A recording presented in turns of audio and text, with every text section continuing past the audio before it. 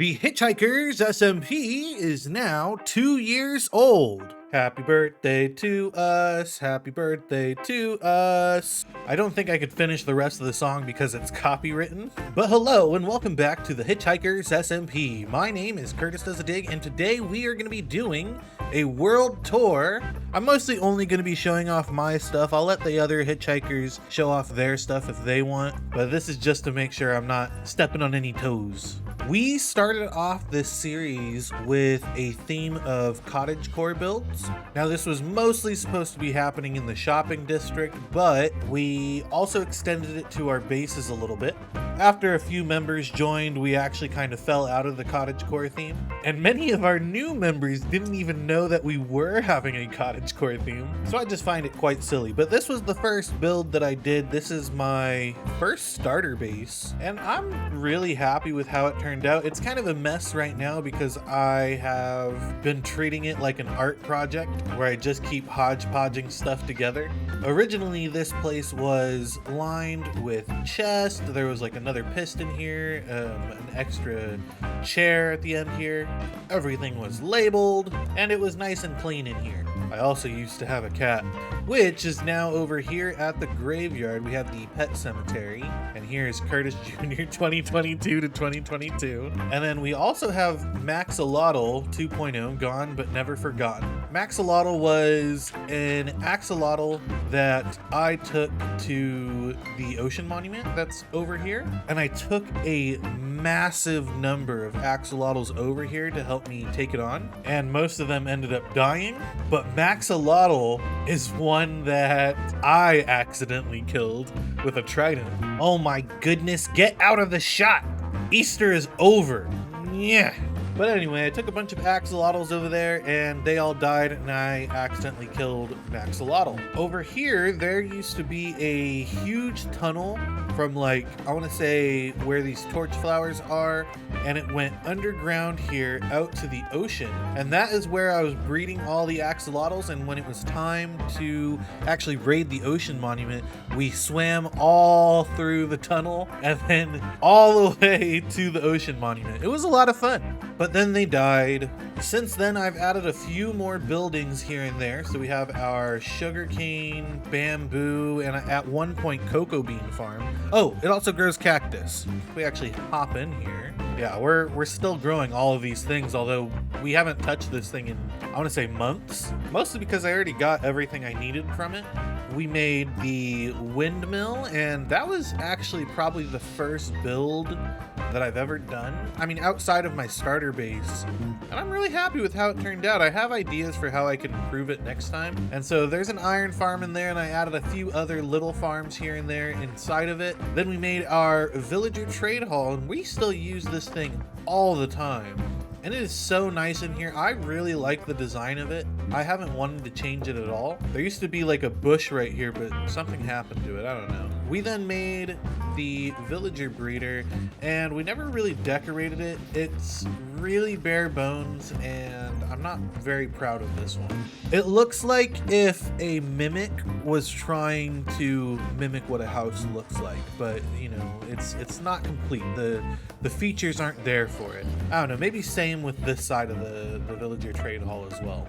There was a bush here, and so maybe that made it better at one point, but right now it's just looking too bare bones for me. We then made our bone meal farm and promised that we would actually make a building for it, and then guess what? We never did.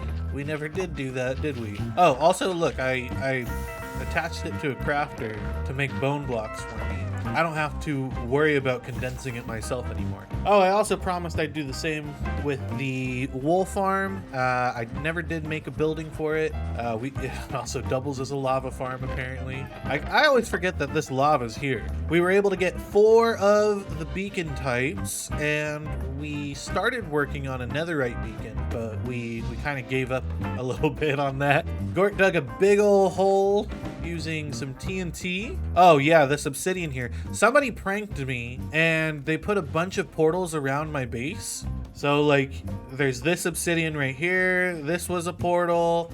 There was a portal here. There was a portal here. This was a lava lake, but this was a portal. They were everywhere. And anytime I would come through the nether back into the overworld here, I would be underground. And it was so disorienting every single time. But anyway, Gort dug a... Whoa! I didn't mean to fall down. I was hoping to crouch at the edge. Gort dug a big old hole down here. And then what I ended up doing was actually blasting a hole in the bedrock floor. So we have a hole into the void over here. And we ended up using it to get the Caves and Cliffs advancement, where you have to fall from the build limit all the way down to the bottom of the world. We built our birthday party. Sculpted. We used armor stand to work here and made a little party. So we got some plates, some napkins, a salad. We have our mushroom pizza. We have our cheese pizza. We have like lemonade, fruit punch, a stack of cups, the cake with I think it's 26 candles. I think I was 26 when we had this birthday party. Row of cookies, some ice cream, some goodie bags, presents. It's a wonderful little birthday party. And yes, guys, it is still here. The shulker box of chiseled stone bricks. It will never be taken from us. I made a system that allowed me to turn dirt into mud, and we used it for a few other things too, like concrete powder to concrete and stripping logs, actually. Gort set up a little bit right here. This was his addition, where there is a trapdoor, but there's soul sand and water underneath, and it keeps bumping you up, which allows us to strip the logs. This system is amazing. I gotta do a tutorial on this thing. And we also made a clay farm. We don't really use it too often. Literally all we do is we take the mud, place it on here, and wait for everything to dry. But that's really it. So that's the starter base. Beyond what I am deeming the machine, we have our wheat field that we worked on, and I was trying to be like Waddles and how he made an entire, it was an entire beetroot island, essentially. And I was trying to do the same thing with some wheat. What I was doing is I was creating this wheat field so that we can make a huge amount of packed mud. So Rusty actually borrowed some netherite from me, and to pay me back, he actually built these ancient debris palm trees, and I'm really happy with them, and I'm never getting rid of them. I'm keeping them here forever. Beyond our wheat field is our mini games district. Easter is over! Ah!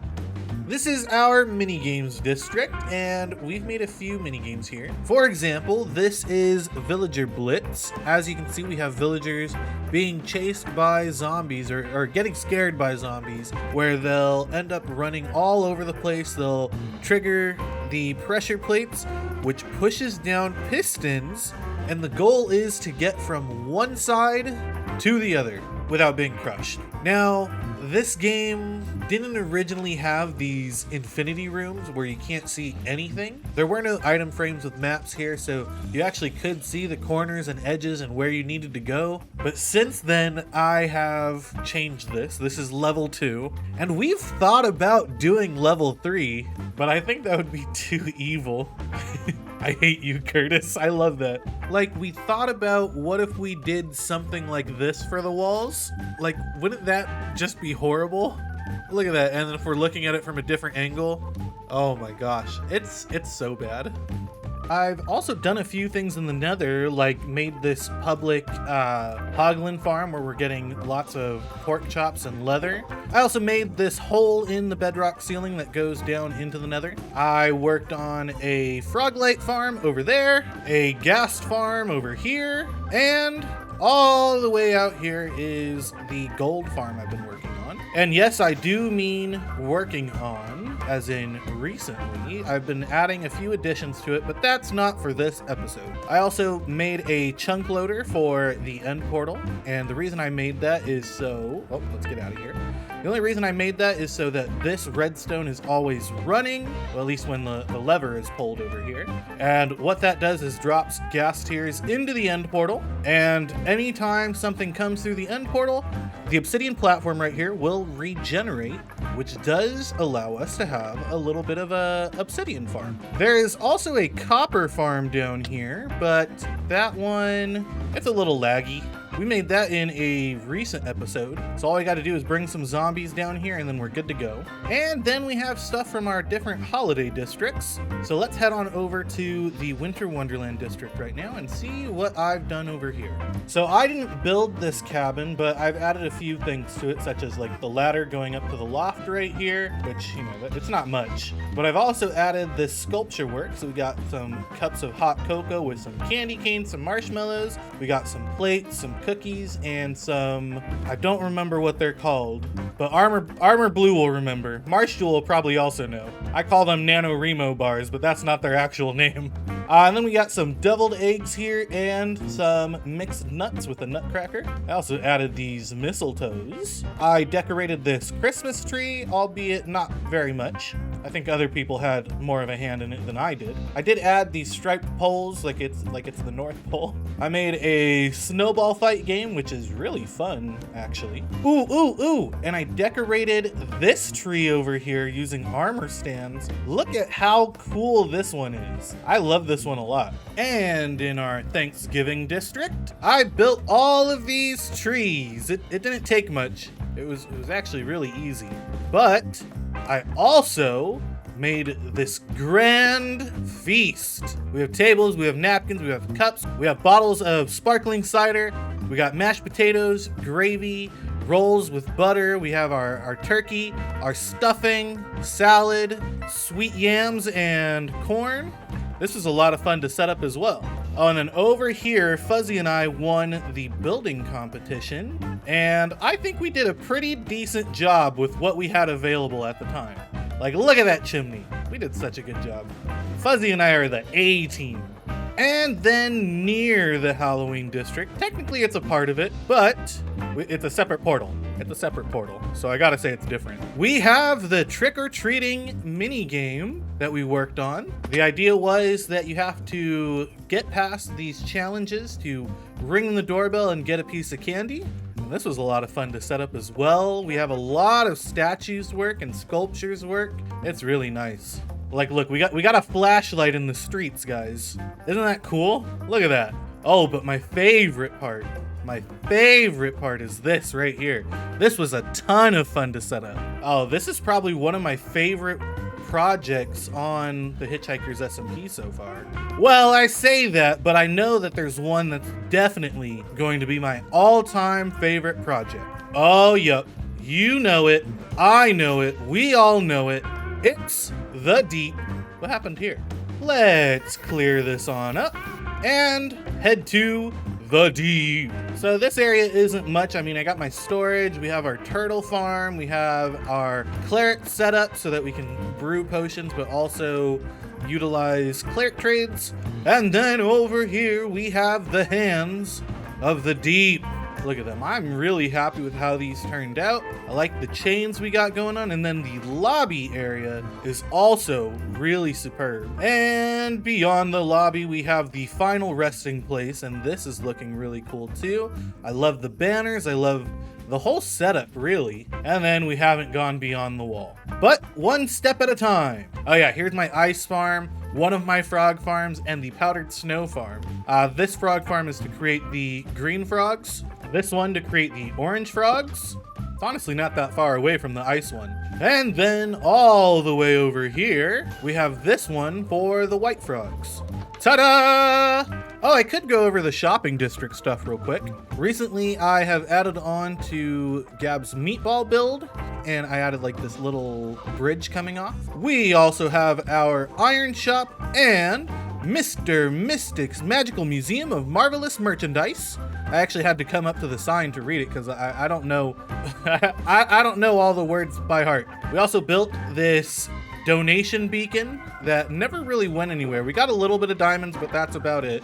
And the greatest rocket shop in the world, all the way over here, and the copy machine to get your copies of armor trims. But anyway, guys, thank you guys so much for watching. Remember, if you're not already subscribed, please consider subscribing and hitting that notification bell to get notified when I upload a video. And if you're not following already, please consider following me on Twitter, Instagram, and supporting me on Patreon, all at CurtisDoesADig. Thank you guys so much for watching. I hope to see you guys in the next episode. Have a good one, and happy anniversary, Hitchhikers.